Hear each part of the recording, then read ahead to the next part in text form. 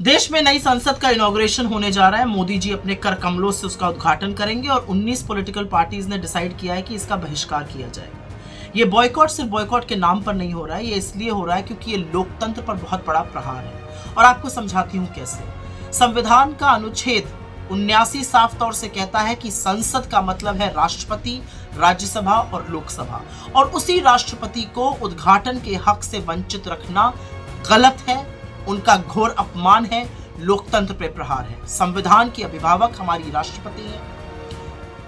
लोकसभा और राज्यसभा को बुलाने का और प्रोरोग करने का अधिकार सिर्फ राष्ट्रपति के पास है। ऐसे ही नहीं उनको प्रथम नागरिक बोला जाता है। और शायद ये गर्व की बात है कि एक अनुसूचित जनजाति की महिला पहली बार इस देश की राष्ट्रपति बनी है। मैं पाखंड बताना चाहती हूं नरेंद्र मोदी का।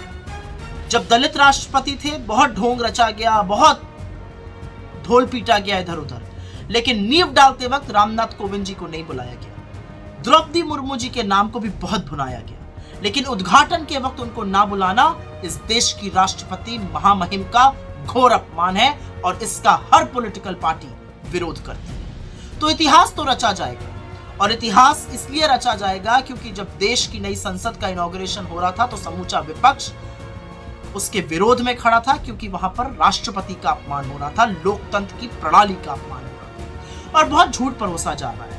इंदिरा जी ने ये कर दिया, राजीव जी ने वो कर दिया। सबसे पहले तो संसद का इनॉग्रेशन और अनेक्स और लाइब्रेरी का दो अलग अलग बातें हैं। आपकी जानकारी के लिए बता दूं कि जिस अनेक्स की बात करी जा रही है उसका फाउंडेशन स्टोन वीवी गिरी राष्ट्रपति थे, उन्होंने ले किया था। इनॉग्रेशन इंदिरा जी ने किया। लाइब्रेरी का फाउंडेशन स्टोन राजीव जी ने ले किया था। Inauguration KR. नारायणन जी ने किया। जब एक्सटेंशन हुआ अनेक्स का तो उसका फाउंडेशन स्टोन राज्यसभा के वाइस चेयरमैन हामिद अंसारी जी ने किया, और सोमनाथ चैटर्जी जी जो लोकसभा के स्पीकर थे उसका इनॉग्रेशन नरेंद्र मोदी जी ने बतौर प्रधानमंत्री किया।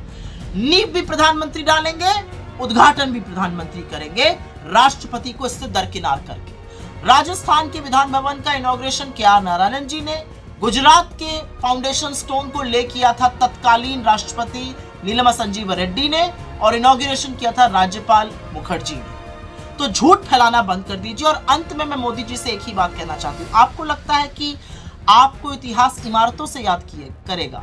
इतिहास इरादों को याद करता है। इरादे पता है कैसे?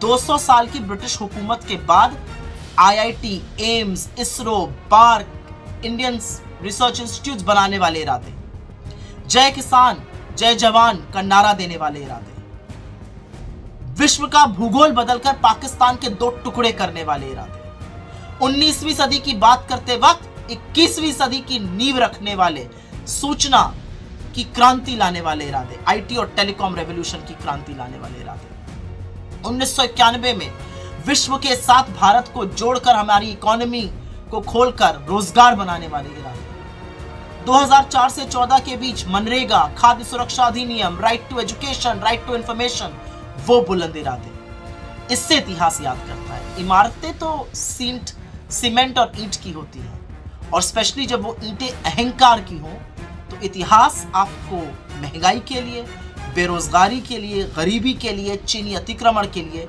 और सबसे ज्यादा अपनी मित्रता अडानी से निभाने के लिए याद करिएगा।